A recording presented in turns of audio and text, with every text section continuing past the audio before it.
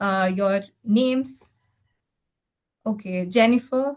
Okay, please go ahead and introduce yourselves. Right. So we are live on YouTube and also on LinkedIn right now. So anyone who's joining us from YouTube and LinkedIn, please introduce yourselves, tell us your name, your city, and your current profession. So we all know that you are interested in PMP and joining us. So we'd love to know your city. So there's Benedict from Nigeria, Lauren, Sai Kumar from Hyderabad, Shivam Oja, Professor Kevin Rayleigh, uh, Santosh Kumar. So many responses coming in. Osama, Saudi Arabia, Taj from Mumbai, Nidra from Pune. Great. Thank you all for sharing such wonderful responses. So we have people from all across the world joining us. I'll quickly share my screen in the meantime.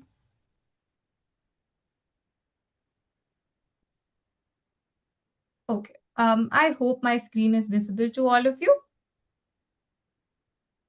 All right. So yeah, please keep your introductions coming. Okay. Thank you for your responses, everyone.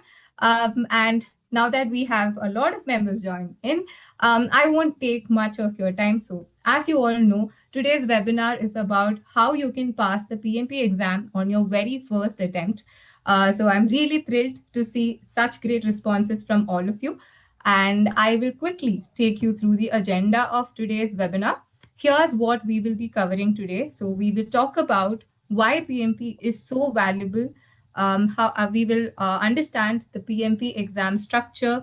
We will also talk about the exam difficulty and what you can expect during your preparation and also for your exams. We'll talk about the eligibility criteria and how you can start preparing effectively. And we will also talk about some common mistakes and how Simplilearn can help you achieve your PMP goals faster and also get some confidence to attempt this exam. So we will also be sharing some insider tips, and we have our expert Tim who's joined us. So I'll give his introduction quickly, but before that, I would like to set some ground rules for today's webinar. So please keep all your questions relevant. You can use the Q&A box for anything specific. You can use the chat also if you have any questions. Make sure that you participate, but please do not share external links. Also, if you about the participation certificate, we will be sharing the form link towards the end of the webinar. You can share your full name and you will receive the certificate within 24 hours. Apart from that, we also get a lot of questions regarding the recording and the slide deck. So I'm just letting you all know right now that you will be receiving all of this post the webinar. So during the webinar, let's just talk about PMP and any questions or queries that you may have. Now I'll quickly introduce you to Simplilearn. I'm sure most of you would have heard about it. So we have helped over 8 million learners across 150 plus countries advance their careers. We have also partnered with multiple universities and industry partners. We have 1,000 plus qualified trainers and also 40 plus global accreditations.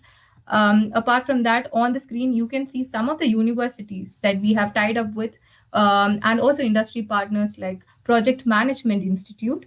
And apart from that, you can see that our learners have rated us 4.8 out of 5, which also talks about their learning experience with us. They have also reported a 50% salary hike after completing a course with us. So that's quickly about Simplilearn, what we do, what we have to offer. And now I'm coming to the most exciting part of today's webinar, introducing today's guest speaker.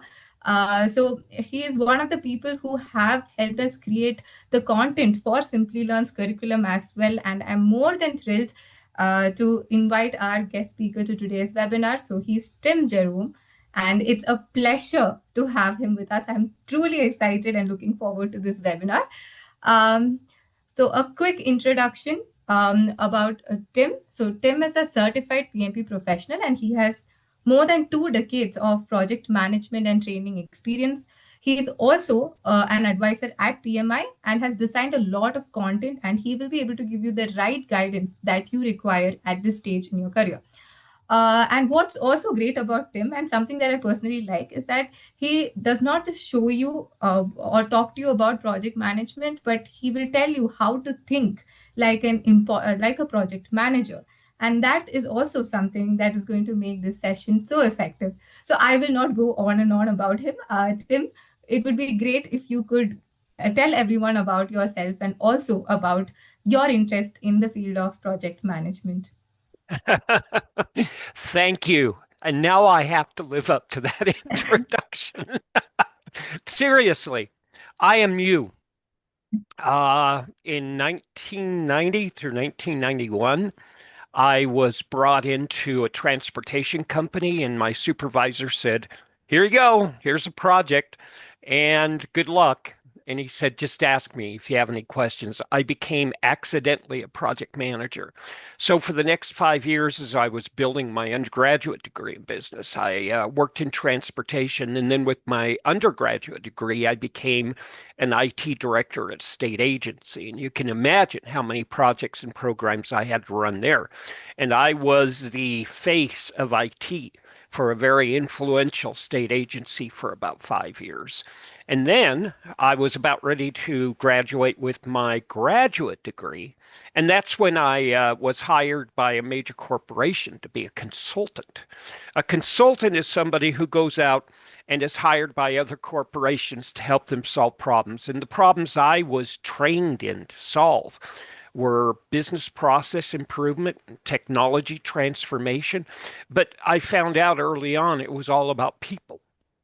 This was a big moment when I realized that, yeah, it's easy to do scope, schedule, and cost and budget and all those kinds of things, right? It's very hard. It's very hard to help people. And that's where I decided once I got my PMP, and I got it at the end of 2002, that I was going to go ahead and do something interesting with it. So, along with my corporate work, I started teaching project management inside the company as well as PMP preparation. And when I separated from my company in 2012, I said, well, I have a marketable skill. Let's see if I can do this and feed my family. And so between 2013 and 2015, here I was, great consultant, wonderful history of projects. And I was trying to build this, and along comes Simplilearn.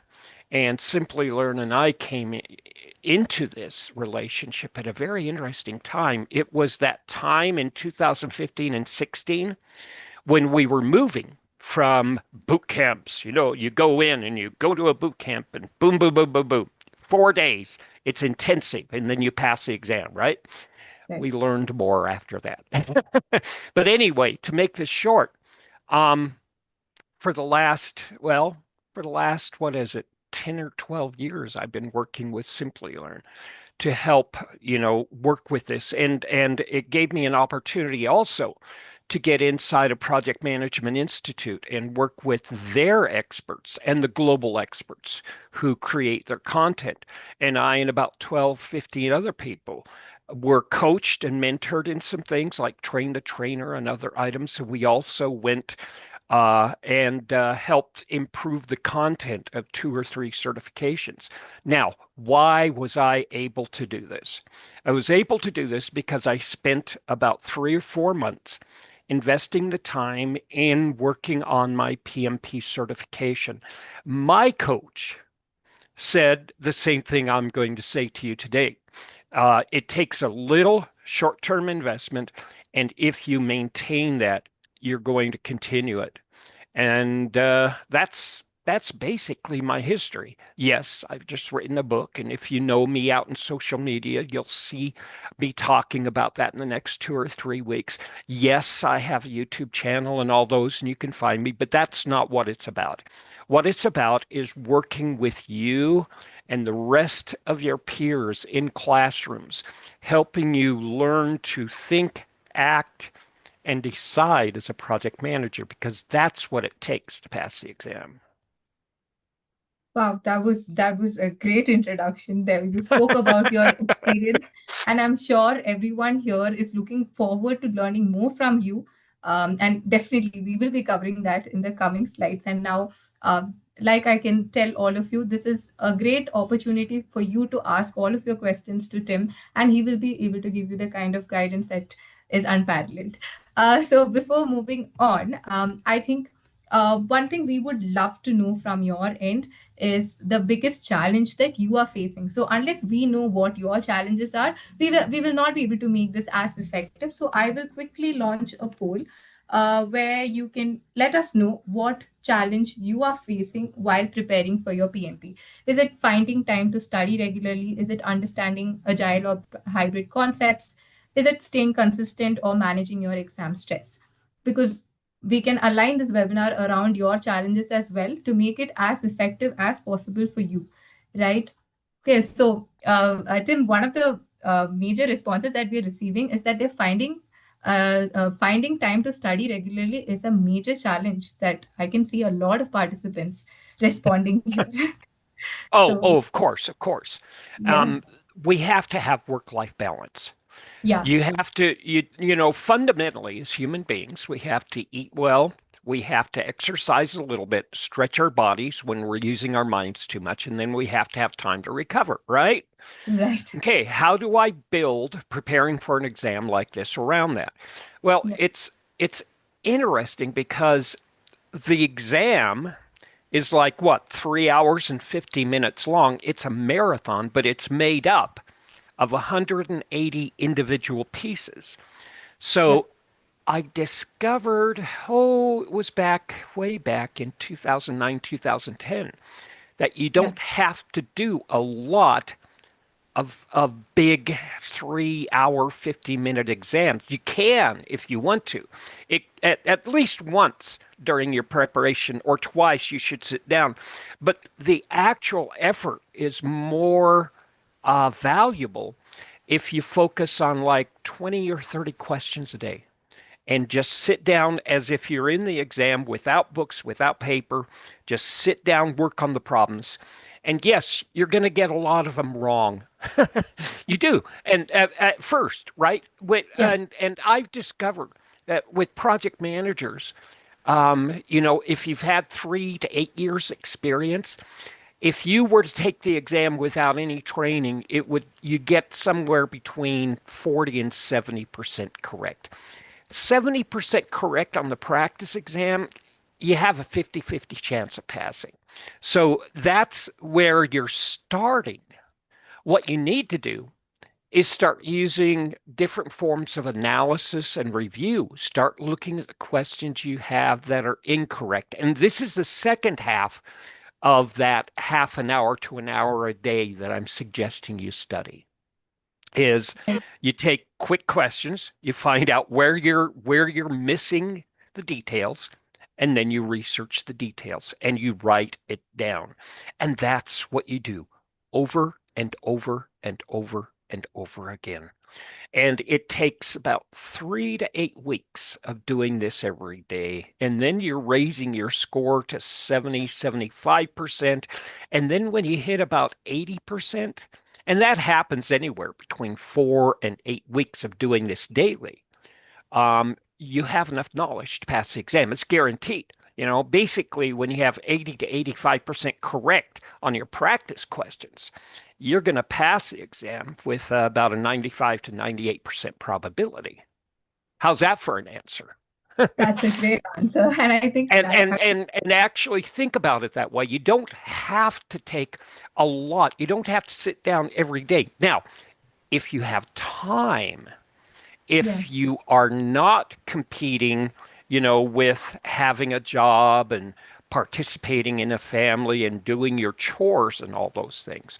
Sure, sit down and study as much as your mind and your body can take, and you can shorten that 3 to 8 weeks. But what I'm saying is, for the regular person, for like somebody like Tim, this is by far the best way, and it focused more directly on what you need to learn.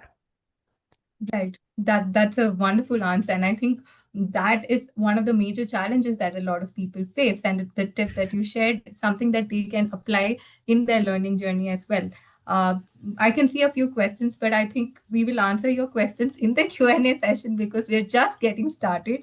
Etim, now that you already spoke about it, I would also like to ask you about why PMP exam is actually so valuable. And there are so many other certifications as well, but this is something that stands out. It is considered probably like a gold standard certification.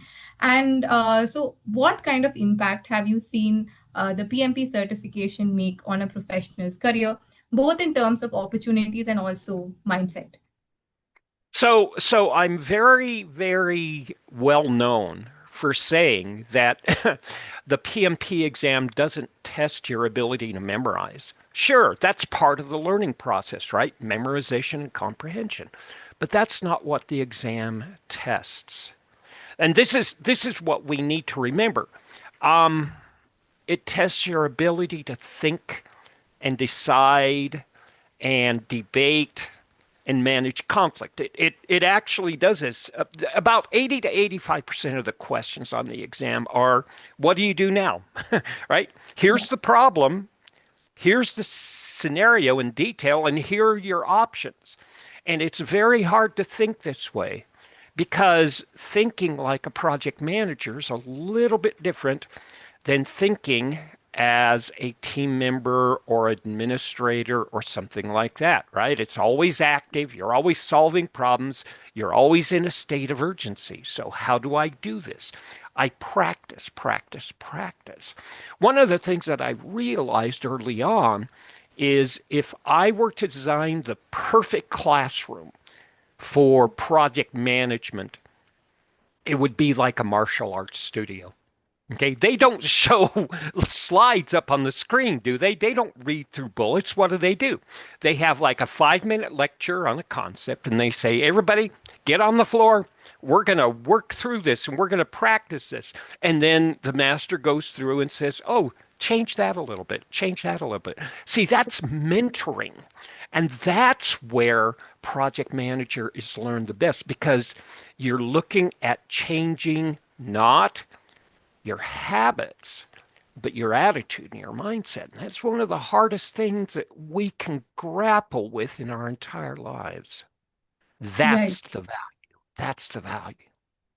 Yeah, that's a major difference. The practical application that is required for a PMP certification, I think that sets it apart from all the other certifications and also all the other exams out there. And I think we've received a question on the difference between PMP versus CAPM versus Prince 2 certification. What are the major differences? Why should one opt for PMP over any of the other certifications out there? So the PMP, Project Management Professional, and Prince 2 were actually created about the same time in the 1980s. About 1984, they put together the certification and the first training and the first boot camps. PMI did it themselves, okay? And at the same time, that was a nonprofit organization in the United States. And over in England, UK, they were at the government level and they're saying, with all these government projects, we need to have a standard of how we do it. So Prince 2 and PMP were similar, and people couldn't figure out the difference. Well, Prince 2 is interesting because it has 4 levels of project management where you have a project participant, a project coordinator, a project manager, and a project director. And you can go through all 4 levels, and that's nice. Well, PMP actually and Project Management Institute said, we need to have a roadmap for people, not just to drop them in a management role, but how about getting them to deep down understand projects from a participant level? And that's where the CAPM at PMI came from. And it's a little known secret, but if you're in a major city in the United States and you haven't done project management, you can go and get your CAPM and says I have the fundamentals in project management. I can participate and you can rely on me in helping the project manager in their duties.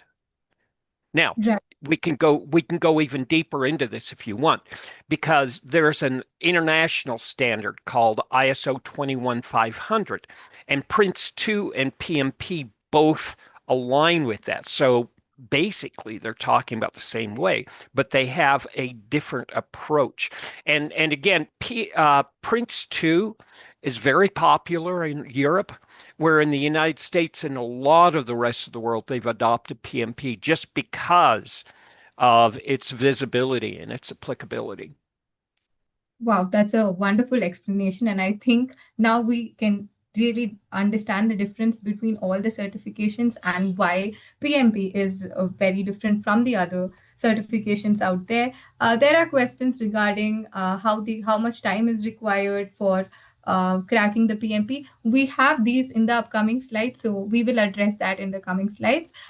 So before that, I think one other major question that a lot of our participants do have is understanding the PMP exam structure. So, Tim, it would be great if you can walk us through what the exam structure is like. What are some aspects that any person attempting this exam should focus on, and how it can impact their performance during the exam?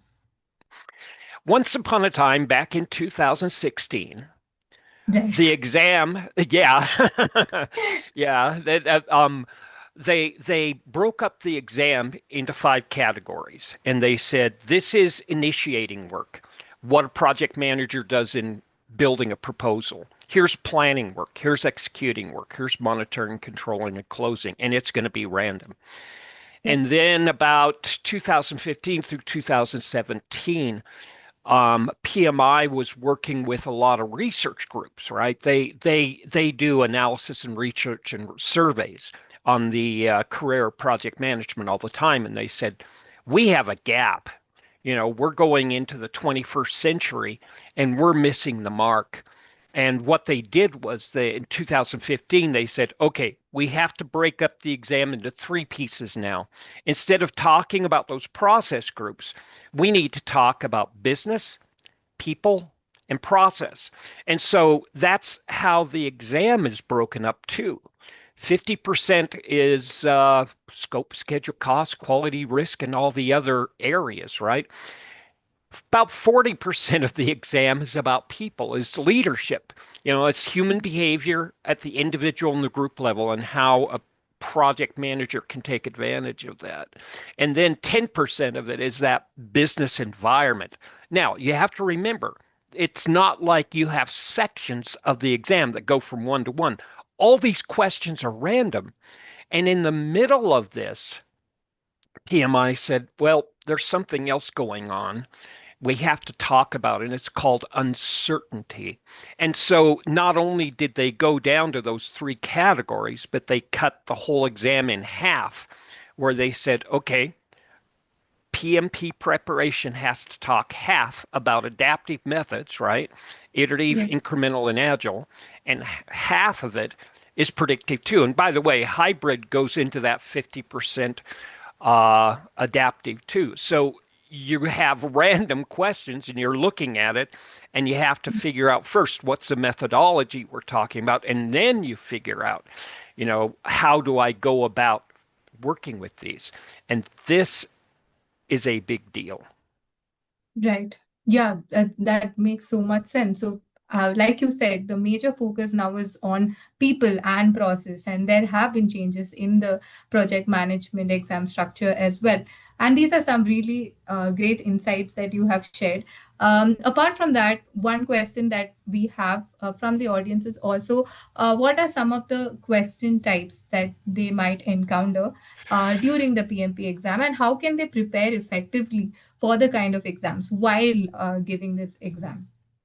Okay, so um, they're very traditional. If you've ever taken an exam at a university or a middle school or even a grade school level, they're all the same, right? Multiple Right. choice questions are most of it, like 80 to 85%. There's no short answer right now. There are some where you have a topic and a describer. And so you have to connect the dots, and they're able in the test app to actually map these things. There's also there's some other things that use that hot map where a mouse click is recognized on the screen, but they don't do a lot of that right now. and that's tricky. And I want to speak to a couple other things too. There's not a Right. lot of math right now on the exam. This Okay. is this is a big deal. And the thing is, again, they added like 50% more onto the exam with Agile. And so they said, for right now, let's back off, the cost benefit formulas, let's back off the earned value formulas, and let's introduce the concepts in the preparation in the exam where it says, okay, here's your cost performance index, here's your schedule performance index. What does it mean? So there's going to be a lot of interpretation questions in multiple Right. choice. And then what do you do, right? And those are the Yeah. situational ones. Right. That makes a lot. I think that is also where the practical application comes into place, where you really need to think like a project manager and not just focus on just scoring marks to clear the exam. Right. And one question that we also had was regarding the scoring and performance in the PMP exam. How does that take place? How can you know? Is there like a benchmark that you should be focusing on? Okay. Okay. We're going to put our math hats on because Yeah. this you can actually figure this out. If you go to the exam content outline on the application page on the PMI website, you get all this data, right? Right. Like 40%, 50%, 10%, half agile, half that. And then they say, here are the tasks on the exam, right? Right. And so what you can say is if you work the numbers, you can see that each task is going to show up on the exam about every 4 or 5 times. So that actually tells you what you need to study. It is called the exam content outline because it outlines the exam content. And that's why PMI created this training material to say, here's the task from the exam content outline, and here's what it means, and here's what you do, and here's the considerations.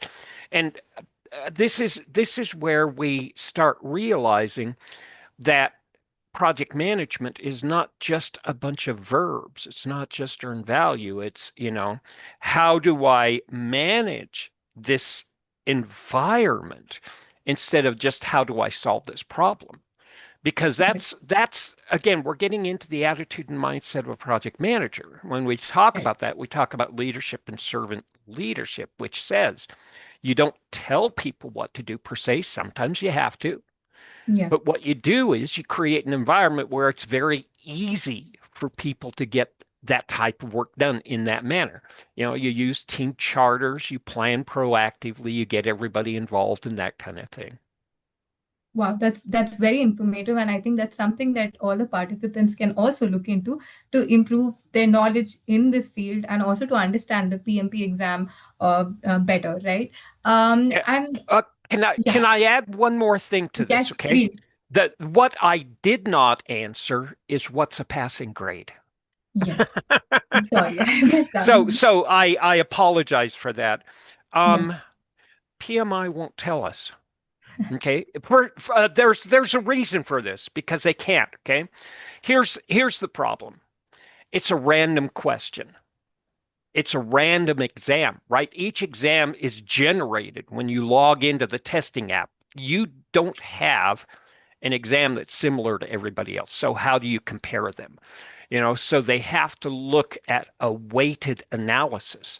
They take that into consideration, and then about 4 or 5 questions on your exam are not going to be graded.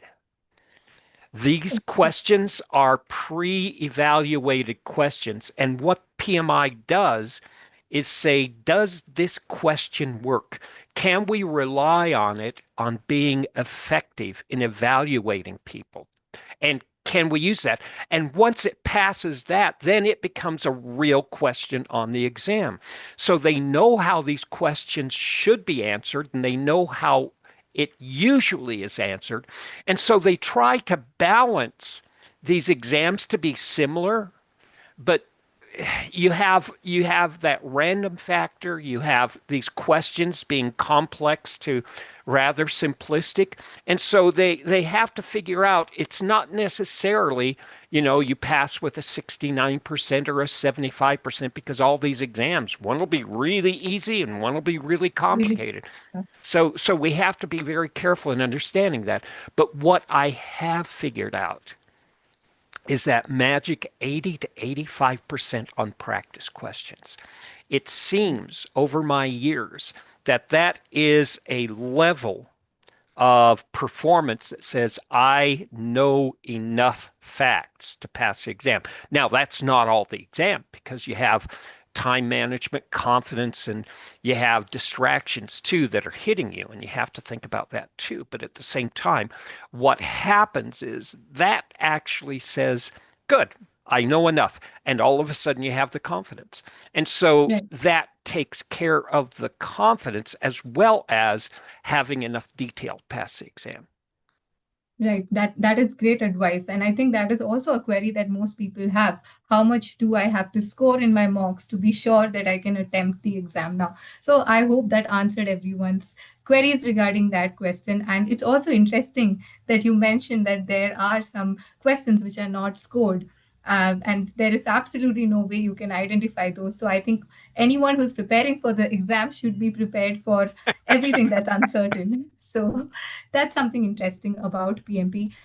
So that also brings me to the next question that I have for you. Generally, PMP is also perceived as quite a difficult exam. So can you just tell us, you've trained thousands of people to write this exam, you've been a tutor and an educator. So can you tell us what they can expect in this exam? What are they preparing for? What are some of the challenges that they may face? And that's something that would be of interest to a major part of our audience. I talked to about two or three people who did not pass the exam every year. Okay. Usually it's in a local chapter, or I'm going to another chapter in another region in the United States and talking. And I like to talk to people who didn't pass. And they always say, this is the reason I did not pass, right? Number Right. one, number one, time management. Really, yeah, that one of the best ways to prepare for the exam when you walk into the exam is say, I have 180 questions. I have 3 hours and 50 minutes, and that means I have about 1.3 minutes to 1.5 minutes. Now, Right. that leads you to another fact. You're always going to be in a state of urgency. This is the attitude and mindset of a project manager. What's the next issue? What's the next issue? What's the next issue? And you have to be in a headspace where you're able to set that previous question aside and pay all of your attention to the current question and do that and can't be thinking ahead. So this creates a really laser focus and it gets people tense and it gets people tired. And this is where people start doubting their confidence. And so we have these things like focus, distractions, confidence that are behavioral, but they're incredibly major factors in passing the exam, not just having 80 to 85% of the facts. Right. Yeah, I think time management, like you mentioned, is so crucial, and they have to think on the spot and in that amount of time. So that gets quite difficult. And I think that's also where mocks and practice comes into place and how they can help you prepare for this exam better. One of the initial questions like we had was, what is an ideal time frame one has to prepare for this exam? One person asked us if he can do it in 30 days. Is that possible? And if so, how many hours would he have to spend doing that? Okay, so let me step back because there's two attitudes in preparing for the exam. Some Right. people say, I'm going to pass the exam on December 15th, and I'm going to work for that. Okay. Some Okay. people work that really well. They work with hitting a milestone. Okay. And it's very effective for them. If you are one of those people, you will know it because that's what you do all the time. But it's not for everybody. I've noticed that a lot of people, that it's not excitement that they get as they get closer, it's anxiousness, right? It's that Right. anxiety.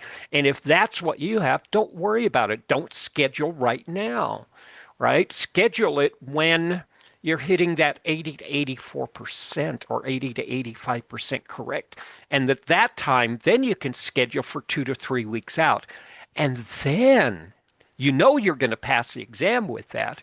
All you have to do is keep working, maybe half an hour to hour a day in those last 2 to 3 weeks. And that's where you work with your time management. That's where you work on focusing on, distractions, and also you work on really understanding your confidence. This is probably the most effective way I've ever seen. And this is not Tim's wisdom, okay? This is not Tim's wisdom. This is something I've observed from my best students over the last 20 odd years.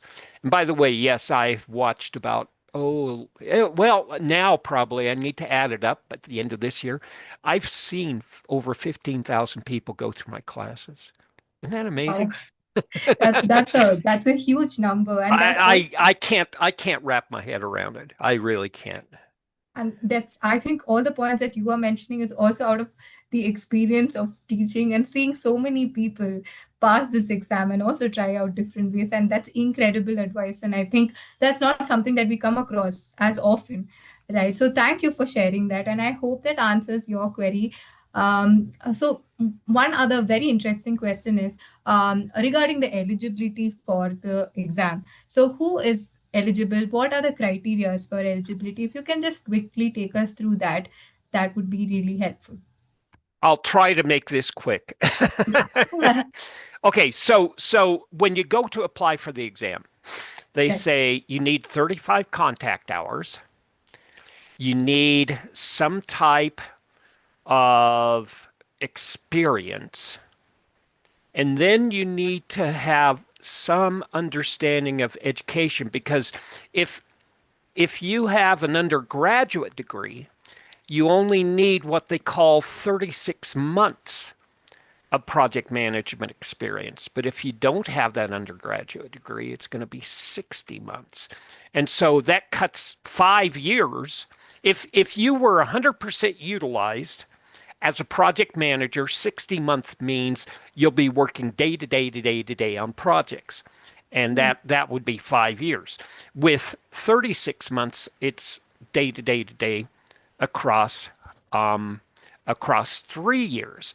But that's not what PMI expects.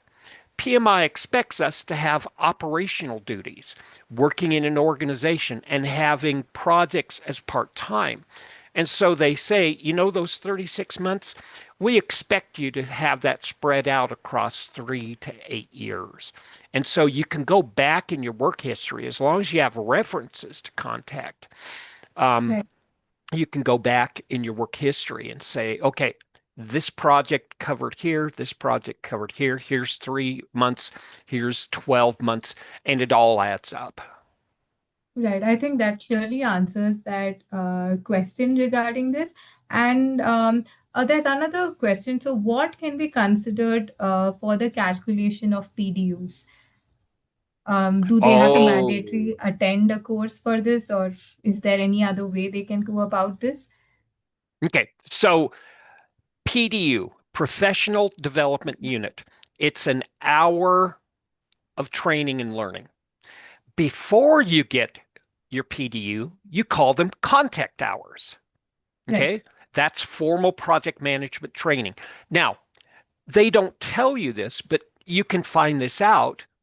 If you look in the details of the exam content outline, this contact hours could be university training if you took a class. You'd have to have evidence of it, of course, but that's way. If you've ever had 35 hours of project management training and you have documentation of it, that counts as formal project management training, and that signs you off for that requirement. Now, at Simplilearn, what we've done is we've said, we're going to put it all together for you. Plus, we're going to put an expert here in front of you that will help you not just get that certificate to demonstrate you have that training, but also give you that extra boost of that preparation, these details that we're talking about as we're going through this webinar. Right. Yeah, I think that clearly answers that question. So we will be taking up all the questions in the Q&A because we cannot address all of it right now.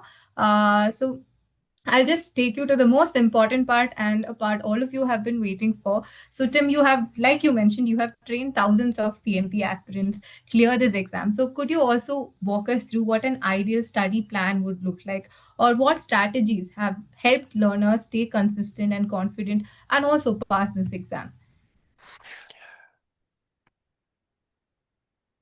Have an idea of how you learn first.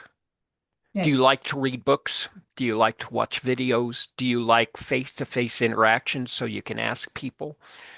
Have that, and that's under planning, okay? And this, have an expectation of what it's going to take. And I'm here partly today to say it's going to be a little different from anything else you've learned because, again, you're learning an attitude and you're doing some practice. You're not just, memorizing and repeating things. So think about it as something entirely new. And the learning is interesting, okay? Let's spend a little time on that learning part. Formal training is great. Getting into a classroom experience is probably the best. There's about a 95% chance you're going to pass the first time if you attend these formal training events like, hi, I'm Tim, I'm your training, I'm going to lead you through this material. That's a 95% probability if you follow the recipe that they give you. Okay, just don't question it, just follow it, do it.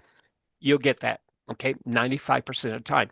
If you wanted to, though, and a lot of my peers here locally in the local project management chapters have decided to do peer-based training, but that turns out to be about a 70 to 75% chance of passing. And if you want to just pick up a book and study and use practice questions in the back of a book like Crow or Fast Start or Rita, I've known three people in my entire career that were able to do this. They were unique, but the way they thought was very good for the way that book worked. Okay? right, Know yourself and learn. And let's talk about the project management body of knowledge and the Agile Practice Guide. This is critical. A lot of my students ask me this. Do I have to memorize the PMBOK? No. It's like an encyclopedia. Okay? right, It is. It's like a reference book, but it's not just that. Because you have a reference book for general project management, that's the big framework in the PMBOK, right? The guide and the standard, okay? And then you have the Agile Practice Guide. And by the way, they're going to be releasing a new Agile Practice Guide here at the beginning of the year, too. And okay, then you have something called the Process Group Practice Guide.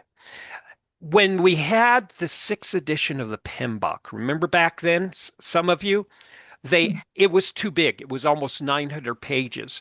So what they did was they separated what a project is in general, and then they separated what is a traditional uh, uh, project management, what they call predictive. And so they have a traditional methodology and an agile methodology who focus down in the way the work is done. And then the PMBOK itself is overarching it. It says, whatever methodology you use, this is how project management works.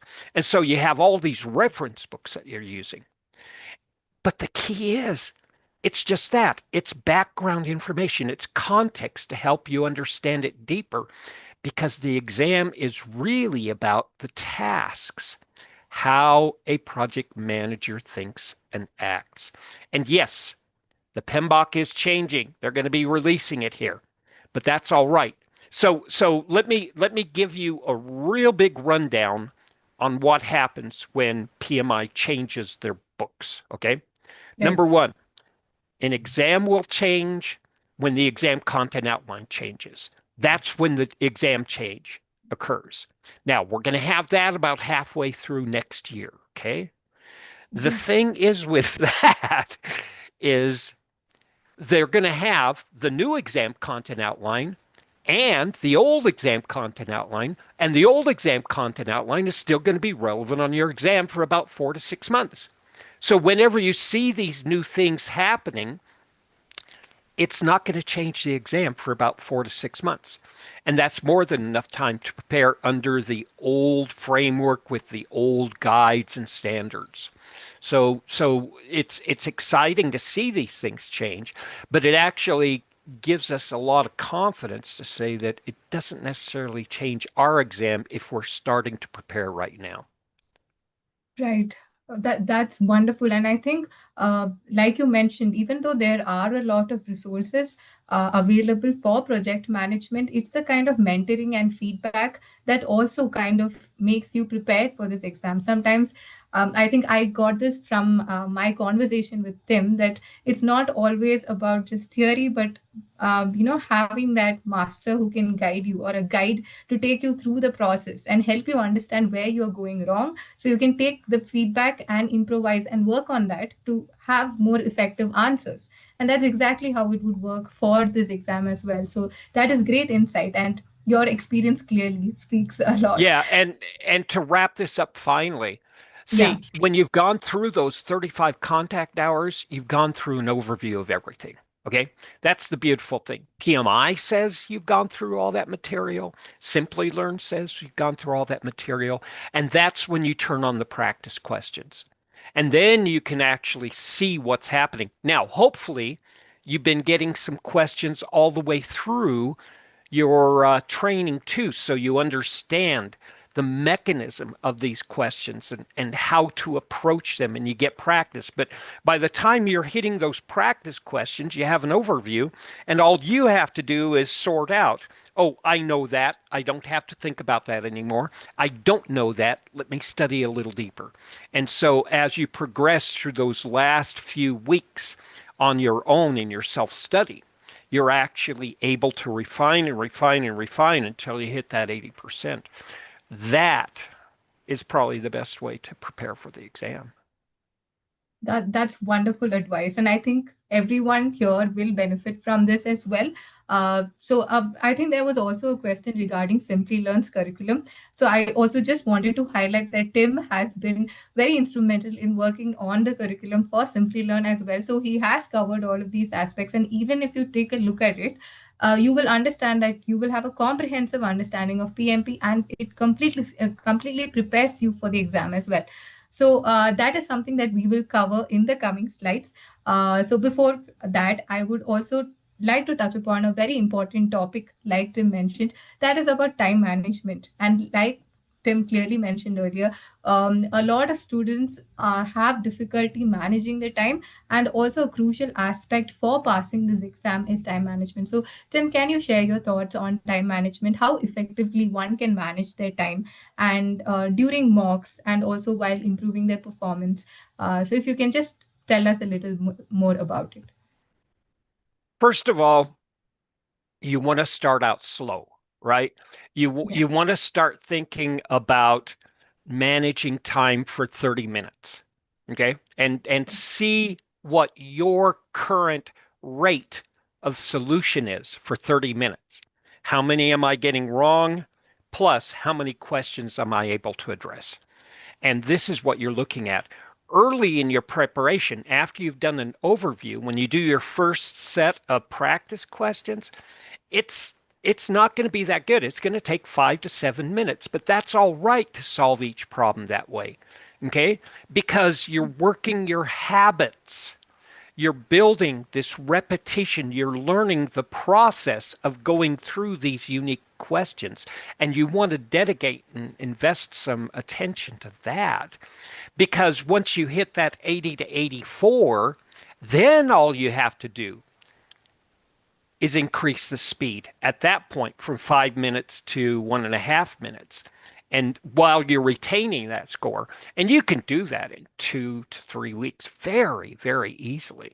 So it's understanding where you are right now, what's my baseline, and then working with it to actually focus on the metrics that can actually help you improve.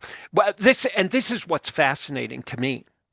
We actually use project management itself in preparing for the exam. It's our time management, it's our discipline, it's our focus and attention and eliminating distractions. So the very material itself feeds into how we should be preparing. Right, that's great advice. I think while preparing for the exam, if you think like a project manager, you will be able to get more results or wonderful results in your exam. So that's one advice that I am surely taking away from this webinar, and I hope all of you are too. So that's great insights on this, Tim. Thank you for that. Apart from that, one question that we have is also regarding the mock exam. So you mentioned that once they get to 85%, that is when they should cut down on the time and try improving the time that they have to prepare, like they have to answer the question in. So how many mock exams should one ideally take in case they're scoring 85%? So what is the number for someone beginning at probably a 70%, someone who's stuck at that number? That was one of the questions that we had. So no matter how many times he's attempted, it's always 70%. So if there's a situation like that, how can one overcome that challenge, and how can they probably use mock exams to improve their performance as well? Okay, so if you're looking to improve your score is improved at the individual question level. The Right. mock exam and approaching the mock exam looks at more of these behavioral things. Let's go through that, right? At the individual question level, you're saying, okay, is this wrong or right? Okay, it's wrong. What should it have been? What does it say in the PMBOK, the process group practice guide, the agile practice guide? If I went through formal training, what do the notes and what does the recording say? And how can I put this together to further understand what's really going on? Okay. At the individual level, that's where you can improve your score. The mock exam is good for getting into the attitude of what a 3 hour, 50-minute exam is like for sitting there. It's good to feel like every 20 minutes I get distracted. Yeah, that's normal behavior. And in fact, you're not going to be able to change that behavior in time to take your exam. So what you're going to learn is what we learn in leadership. It's that recognition and regulation. The recognition that says, oh, I got distracted. I'm out of my testing mindset. Let me get back in without getting upset. That's the key. And the mock exams really help you with that. And you can even do that in a half an hour or just an hour of study whenever you want. It's like, okay, let me realize when it is that I get distracted and what distracts me. And then I say, okay, my recipe for working with that is number one, are my emotions being triggered? Yeah, okay, that's fine. You're a regular human being, and let's just get back to work. And this is done through multiple iterations of practice. But for the mock exam, the experience of being in a real exam, yeah, you want to do that a couple times for 3 hours and 50 minutes. But across all of your practice, whether you're sitting with 5 questions, 20 questions, 30 or 60 questions, you want to do it without notes, without books. And it's just you and the question. And that's how you're going to really gain your confidence in passing the exam. That's wonderful advice on that. I think forming that habit is something that anyone who is considering this exam should work on, because that's quite a long time to sit in one exam and to have the concentration for that long of a duration and to be able to apply everything that you know would require practice. So, like you mentioned, that is amazing advice. And I think like reviewing their performance and understanding where they went wrong is something a lot of people can work on, and that is where having a mentor plays a key role, right, Tim? So, I think wouldn't having a mentor help this process easier? And there was also a question regarding mock exams that we offer at Simplilearn. So if you could just talk a little bit about the kind of mocks that we provide, that would be helpful for the audience. When you sign up for PMP preparation at Simplilearn, we have access through a learning management system of not just training content, but we have an option for, like 5 to 10 uh, uh, practice exams, basically, random questions. Okay. Now, it's very interesting that people ask, okay, how accurate are these PMP questions in Simplilearn? Okay, so I was trained by PMI to write practice questions. I'm not allowed to even communicate to the people who really write the real questions, but I was trained because I assisted in evaluating and refining the questions inside the Project Management Institute training content. So every 3 to 4 years, PMI reaches out to me and I go through and I say, yeah, that's pretty close to what it is. And so, at least with the Simplilearn content, I can tell you it's really good. And also, as a volunteer inside of PMI, there's PMI content that's really good too that I've contributed to that I personally can say is really good. And I've got a lot of feedback from some of that too.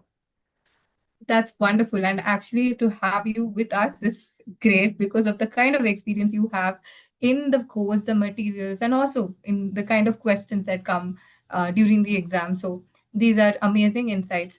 So, based on all of your experience, what are some of the common mistakes that you have seen learners make, and how can they get over these, or how can they fix these common mistakes? If you could share your tips on that, that would be really helpful. Okay, first of all, concept confusion. The exam does not teach you on inputs, tools, techniques, and outputs right now. They are still there. They're in the process group practice guide. They're hidden.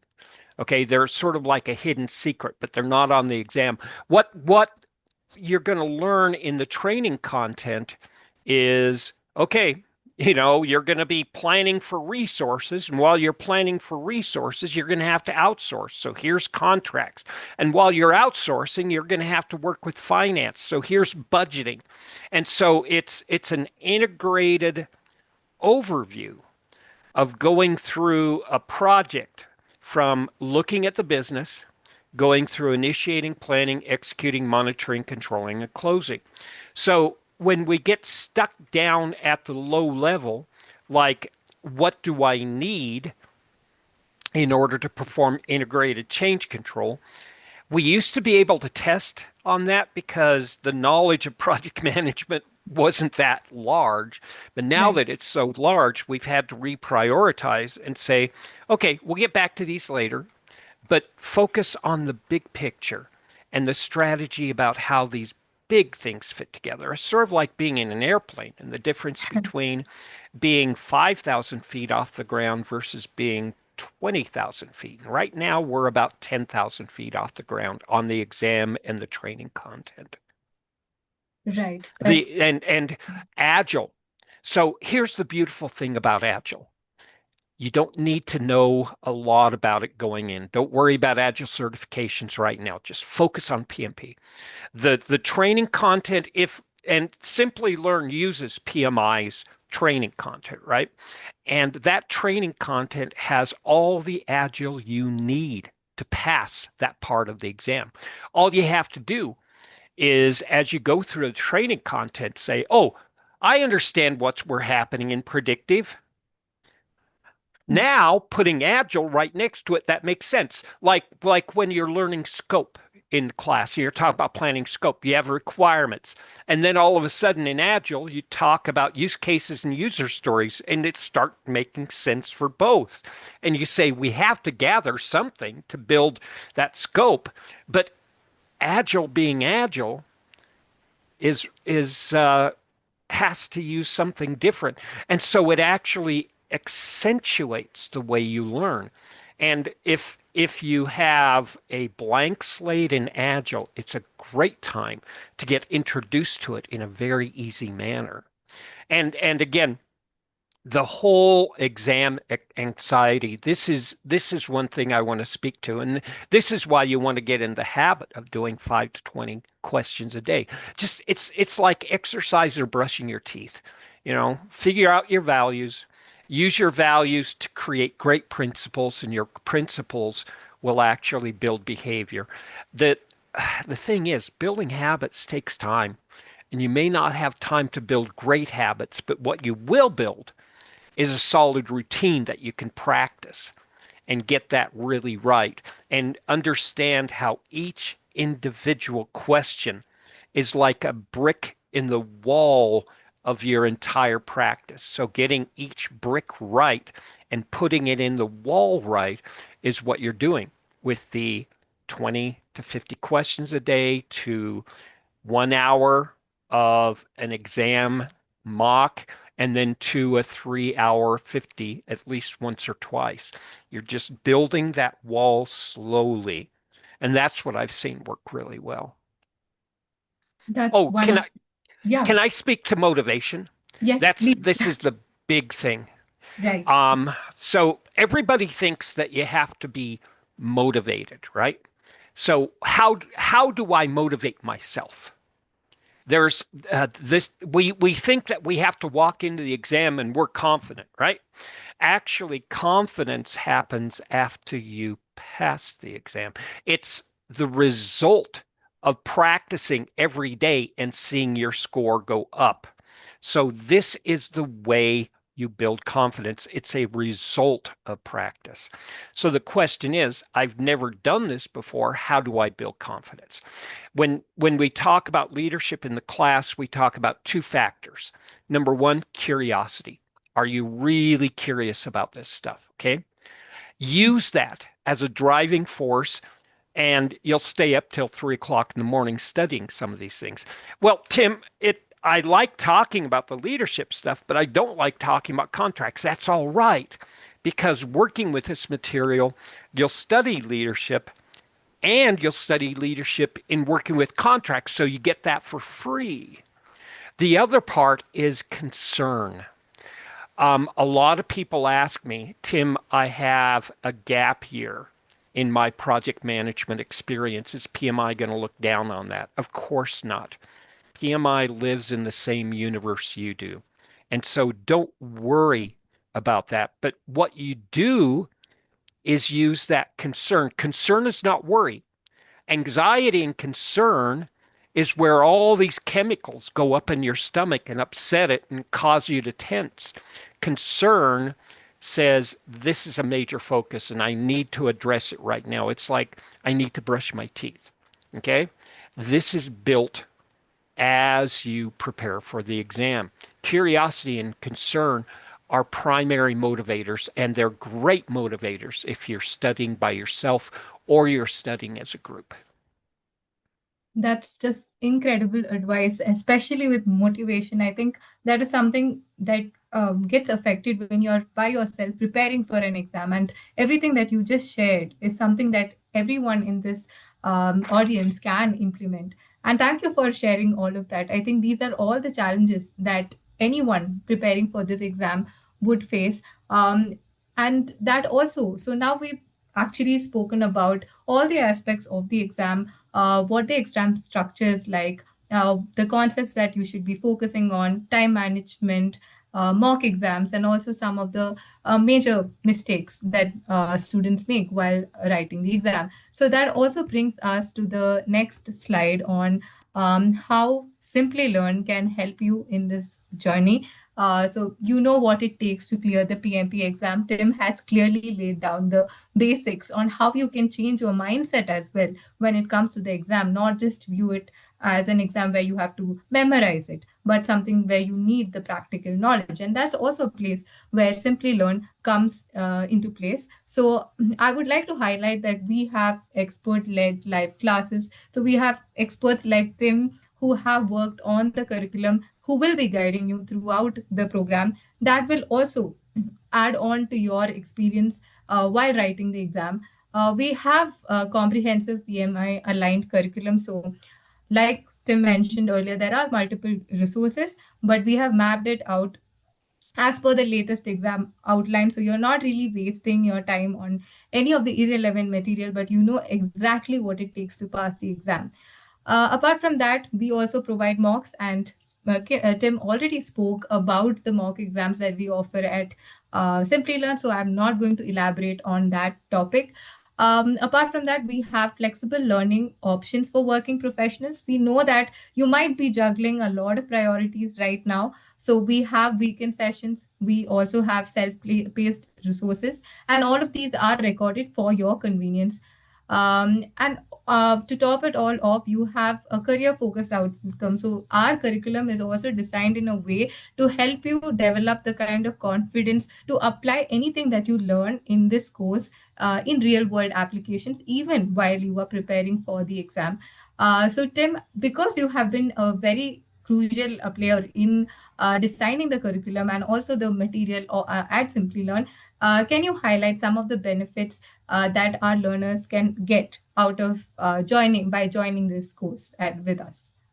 Blended learning is the first thing that I'd say. The ability to go online, talk to a live instructor, go through the material, and then on your own, go through the self-directed learning recorded material, because they actually represent two sides of project management. You have one side that reads the bullets, and that's great. And then it challenges you on a regular basis. Okay. And then on the other side, you have a live instructor who says, I've talked to somebody like you. This is what I've seen is relevant, and this is what I've seen my students struggle with over the years. And so you want a combination of those two. And again, being engaged in a conversation is active, but sometimes you want to sit back and just think about these things. Some of these topics I had to work for days and weeks on, okay? And I didn't get them right on the exam, but I passed the first time. And you have to realize that, we've been working with some of these ideas in the training material for what, 3,000, 6,000 years? We have to realize that we're not going to be masters of that type of knowledge for the exam. What we do have is an understanding of some of these concepts, and how do I use it to solve these problems in project work. It seems like it's a huge amount of detail, but actually in the review of the material, if you give yourself time to invest in that with the live experience, and then at your leisure go through PDFs, go through questions, go through a mock, and put your thoughts together, you can use those too. This was Simplilearn's initial wisdom, where I said that's a company I want to work with.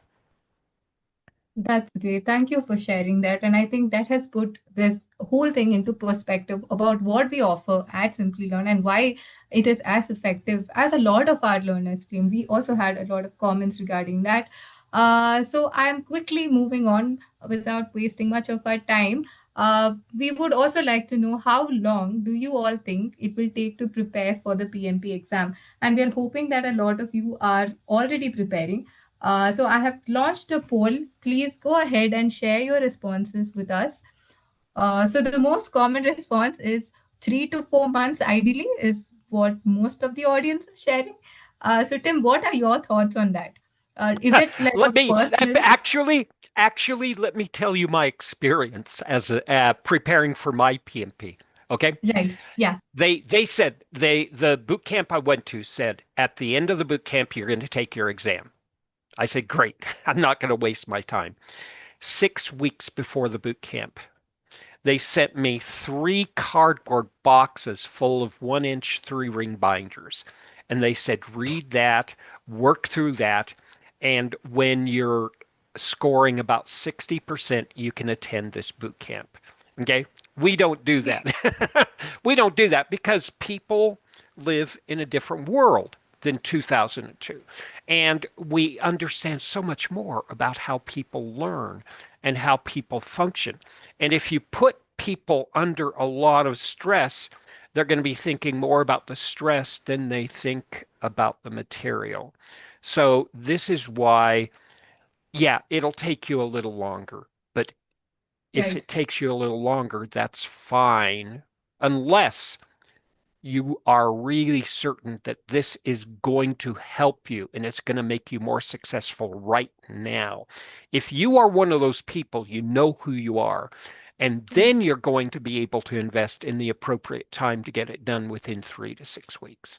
But generally, it takes like 4 to 6 to 8 weeks of this, having a life and going to work and participating and being part of a family. It's Right. this is a challenge. And again, let me repeat. We're not just memorizing, right? Yeah. We are Right. trying to adopt a different way of looking at things.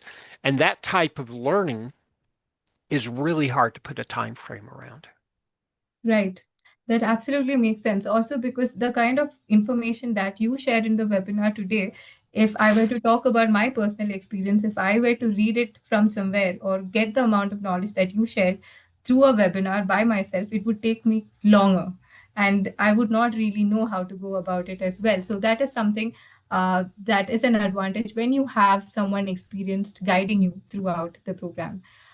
So another thing that we'd like to talk about here now is the curriculum. So Tim, like we know that you have played a crucial role in creating the curriculum at Simplilearn. So if you can quickly tell us a few curriculum highlights and how it can help anyone planning to prepare or write the PMP exam, that would be great. So I have shared the screen. Yeah. Yeah, and again, if you look, the curriculum does lead you through the life of a project, right? Here's the Right. business environment, and with a business case, a corporation or organization says, we have a need, we have a problem that has to be solved. And then we get into the initiation and the proposal part. And then, as a project manager, we're working with the team and the deliverable and the data as we're monitoring, controlling. So we're doing those two things at the same time. And then finally, the transition at the end of the project. What I've discovered over time is if you can take this type of a curriculum and wrap a project around it by yourself and see what it's like to actually schedule this out, put some scope around it, try to estimate risks and issues, and try to figure out, predictively, right? Treat it as a traditional project, but then start thinking as you're learning Agile, how would I teach this class differently if I taught this class as an Agile project? And then this is the way that you prepare for this type of an exam because you're no longer memorizing. You're thinking about how do I use these to get work done? And again, this is what I did in my classes early on when I saw the material first, even before I was brought in as a volunteer. I said, this is a great opportunity for me to try something. Why don't I build a dashboard for my class? Let's track if we're ahead or behind schedule. Let's look at this and let's allow a little flexibility.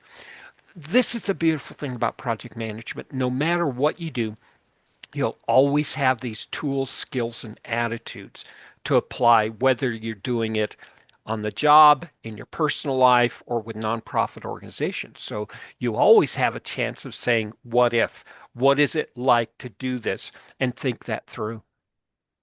That's wonderful. And I think once you have developed that kind of mindset of looking at everything from the perspective of a project manager, the more effective or the more efficient you will be in the role and also while writing the exam.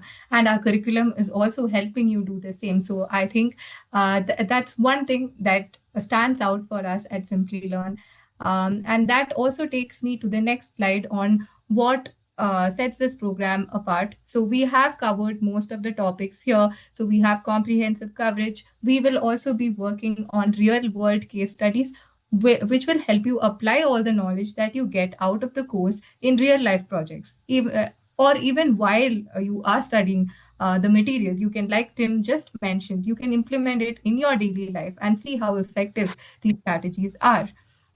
So we also know that PMP is a globally recognized certification, and it will also open up many more doors for you in terms of your career. So that is one reason why you should be looking at this program. And talking about the learning experience, we do have a peer-to-peer engagement. So this is in the form of a Slack community. So you get to interact with learners, mentors, program managers, and you can share your questions, progress. And it's also great to connect with your peers and discuss your thoughts. So we provide a platform for that. Like I mentioned earlier, you have flexible learning options. All the sessions are recorded, so you will not be missing out on any of the sessions. And the most crucial part being mentoring sessions. So you will have a few mentoring sessions where these might be one-on-one or small group sessions where mentors will help you with the projects. They will clarify concepts and give you direct feedback. So feedback for a project manager clearly is important, like Tim has mentioned. So that is something that we provide here. And apart from that, we provide learning support. So we have a cohort manager. He or she is going to guide you throughout the entire program. So if you are ever stuck somewhere in your learning journey, you can definitely rely on us to help you resolve all of your queries. So that is something that we offer. And Tim, if you have anything else to highlight here, that would be great about the course, about mentoring and having a small group of peers to communicate with during your education or during this learning path, so you don't really feel alone or you're doing it alone while there are others preparing with you, right? So I think this is the best time for us to start looking at questions. And I've seen a lot of questions running across both the webinar chat as well as Yes, questions and answers. So let yes, me actually in general approach some of these, okay? Number yeah, one, how long do these classes last, these 35 contact hour classes? It depends, right? You can sign up for a morning or an evening class, 3 hours a day, 4 days during a weekday, right? And it goes for like 13 sessions, and that's 35, 36 hours. And then there's a weekend version where you can actually say 4 hours a day, and that'll be 10 classes. So we're flexible in that manner too. There are a lot of other variations in this. And again, we're talking about vouchers and we're talking about, you know, we have we have incredible flexibility here at Simplilearn. We can say, do you want to wrap in the cost of the class? Do you want to add the exam cost? Do you want to add a year membership? Do you want to pay for this PMI developed training content? So you have a broad range of costs that fit both your need and your economic capacity, if you will. So we can look at that there. Um, let's continue to look at the questions. Do you yeah. have any questions that you want to answer, or do you see some questions that are popping out with Yes, you? I do see a few questions regarding the next batch. When is the next batch starting? Are you going to be the instructor? So I'm just coming to those slides. So I hate to say this. I really hate to say this. Is Tim going to teach my next class? Okay, yeah, I'm scheduled out about 2 months in advance, and my classes are always filled for some silly reason. But again, if you are preferring to have me, you're going to wait a while and you're going to work with people. They like to spread it out because we have a lot of yeah, world-class trainers. Yeah, my class is not for everybody though. If when I have 100 people in my class, there's 3 to 5 people that says I don't like the way Tim teaches. And that's all right because there are a bunch of other trainers that actually can meet your specific needs the way you learn. I am sure a lot of people are looking forward to your classes. And like Tim mentioned, we have a lot of other really good trainers as well. I will quickly tell you about the program completion certificate before moving on to the questions. This is the certificate that you will be receiving once you complete the course, and you can probably share this on LinkedIn, and it can add to your credentials as well. So post that. Now regarding, I saw a few queries regarding the next batch. When is the next batch starting? So to answer that question, our next batch begins on October 18th.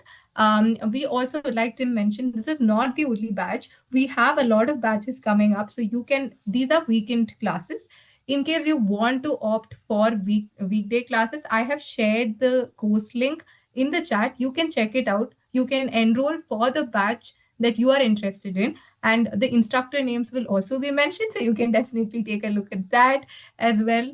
And when it comes to the course fees, for India learners it is rupees 10,999, and for US learners it's $699. So how can we help you understand this better? We have a team who will reach out to you if you are interested to know more about the course. I'll just quickly walk you through the enrollment steps. It's pretty simple. I'm going to launch a poll. If you are interested, please select yes. And what happens is you're not enrolling for the course by clicking on a yes. It's just that our learning advisors will reach out to you one on one as early as possible to answer your queries, and will help you enroll for the program or any of the upcoming batches that you may wish to join. So I am quickly launching a poll right now. If you go ahead and answer, our team will be more than happy to reach out to you and help you with this. So, Tim, I have a question for you here before moving to the Q&A section. So, for someone who's still on the fence, maybe thinking, should I go for it now or wait for a few months? What would you say to them based on your experience with past learners? Make sure that you know the investment. It is like doing exercises every day, half an hour to hour and this is the discipline that you're going to need. Right. Know that a trainer cannot walk through the door for you. A good trainer opens it up and allows you to walk through the door, okay? But you still have to do it. But that means that it's your PMP, it's not theirs, okay? Know that it's going to take 3 to 6 to 8 weeks, and know that all sorts of uncertain things happen in our lives that may delay that, and that's all right. We don't live in a vacuum, therefore we don't train in a vacuum. We learned at PMI through COVID that when you have these downturns, when you have economic downturns or when you have other changes in society, that people always look for how can I improve because it creates a sense of confidence. Use this as an opportunity to propel yourself forward. I've been looking at the statistics of the PMP credential and how it can impact your salary. And it's funny because for the first 6 months after you get back to your company, when you have your PMP, it's negligible, okay? But after 3 or 5 years out, all of a sudden you're making 26% more money. And over half the people with their PMPs after 3 to 5 years are getting promoted. And this is not like data that I pulled in 2010, 2011. This is current data. Okay. These are challenging times, and that means it's challenging for everybody. And if you can bring these type of skills to your company or your organization or to your supervisor, they're going to see it and they're going to want to put you in a position. And finally, project management. is not just project management. What you learn through gaining this PMP gives you a really good understanding of business.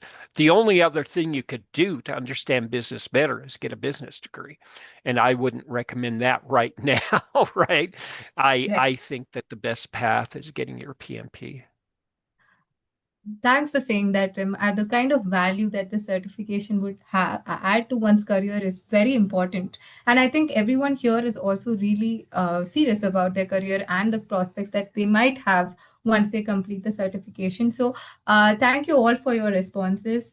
And there are some queries and concerns that I have seen in the chat. So, for all of your queries and concerns, you can mail us at webinars@simplilearn.net or reach out to your the customer support team as well. So that's something that I wanted to tell you, and I will open it up to Q&A. But before that, now that you've heard Tim explain all of the concepts, gave you some great advice, now how confident are you about starting your PMP preparation? So if you can tell us in the chat if you are confident, let us know with a yes. If not, or if you need time, please share your responses as well. Okay, so we can see that a lot of you are confident. I'm seeing a lot of yeses in the chat. Thank you all for participating. And now I'm opening this up to the question. So in case you have any more questions, please ask us in the Q&A and I will pass it on to Tim. Okay, so Tim, there's a question. That is, please suggest program and portfolio management certifications from PMI. How different is it from PMP in terms of scope, learning, and usage? I understand companies have program managers who manage several projects. Some companies have people managing portfolios. So again, project portfolio and program management are different a little bit. Okay, when you manage projects as a group to get benefits, that's a program. Okay, you're balancing your attention and effort as a project manager across 3 to 5 to 7 to 13 projects. That's program management. And it's always there to create a benefit, okay? And the program management professional has been around for a while and it's a little more challenging. And it doesn't focus on projects, it focuses on the balancing of multiple projects. And when you get into portfolio, you're taking programs and projects and then putting a structure around that. And that is an operational structure where programs are managing a group to get extra benefits. Portfolios are running all of this group of work as a business. So you have finance, you have contracting, you have everything right there. It's like having a PMO that Right. controls this group of work. To give you an example, a portfolio is sometimes created by a major corporation when they're launching a new product. So they have a huge portfolio and you have mini portfolios, and then you have programs for marketing and programs for sales and programs from hardware and software development, and then little projects scattered over to do the actual work. Right. Thank you. But Yeah. yeah, that's a great question. That's a great Yeah, question. yeah. So there's also one question on the AI specialization certification from PMI. If you can share some information on that. In the meantime, before you answer, I'm going to quickly end this poll and also share the form for certificates because I can see a lot of people asking that as well. So in the meantime, can you tell us about AI specialization and how important is it, and the scope of it as well? So here's the big deal about AI. We know its impact in education and in business, right? Everybody is using it as a quick start to gather data and analyze it, right? Right. Right. Okay. So they put some training content together over the last 3 years. Some of it's free. You can go on right now, not even be a paid member of PMI, just with a PMI account, you can take that. On top of that, they created an AI standard for project management. Okay. It's actually like a practice guide for AI instead of a practice guide for Agile. And I think it's released now. So you can see how PMI looks at how AI helps project managers, which is really interesting. But you can get that from any of their training. And the certification, I think they're testing for it now. I don't know what the schedule is on that. But yeah, that they've been working on this for a while. Back in the early training, when they were just looking at training, they were working at, okay, what type of prompts do I write? How do Right. I use a text file to organize it, to analyze data, and that kind of thing? We're well beyond that. Like basically, how can I, as a project manager, use an artificial assistant to actually help me? I'm delegating a lot of the data collection and data organization, and what does that do for a project manager's job, and how can I use that effectively? And that's what we're working on right now, but that's what the certification looks at. Right. Thank you for that answer. I can also see a lot of members sharing their names in the chat. So I just want to quickly tell you all that I have shared a form. Please fill in your names in the form and make sure that you enter your full names. You will be receiving the certificates within 24 hours. And also, sadly, in the interest of time, we will not be able to address all of your queries because we have already it's already 1 hour 30 minutes, and unfortunately we cannot extend this webinar. Probably we can answer your queries in the upcoming webinars as well. So please fill up your names for the form, and I would like to take this time to thank Tim for taking up this webinar, for joining us, and for sharing such wonderful insights. I mean, everything that you shared from your experience has been really insightful. I learned a lot, and I'm sure that everyone who's participated also got great knowledge by being a part of this webinar. So, thank you for taking out the time. And lastly, I would like to ask you one last question. What is one piece of advice that you would give to anyone who's participated in this webinar for their future? Just any advice. For the next 10 to 20 years, Yeah. invest in discipline, self-directed learning, understanding what you as an individual really desire, and then start focusing your attention on that. Do that, okay? That's going to guide you whether or not it's towards the PMP or something else. Because if you're working on the work that you enjoy, you're working on the work you are strong in. And please follow that. I'm not talking about following your joy. I'm talking about a pragmatic approach to say, this is what I need to be working on because this is who I am. Know yourself, learn yourself, read, study, ask questions, and find other curious people, and you're going to have a great time. Thank you, Tim. That was wonderful advice. And I think every one of us will look into this and understand ourselves more in the next few years. So thank you, everyone. So apart from that, I would also like to thank each and every one of you for joining this session, for sharing your thoughts, being very interactive in the chat as well. So I really hope to see you all in the upcoming webinars. Please let us know if you want us to do any other webinar on any other topic. You can always mail us at webinars@simplilearn.net. If any of your questions are not answered, please feel free to mail us and we will be giving you responses to that as well. So thank you, everybody. It was a wonderful session, and I really hope you all have a wonderful day ahead. Thank you, everyone.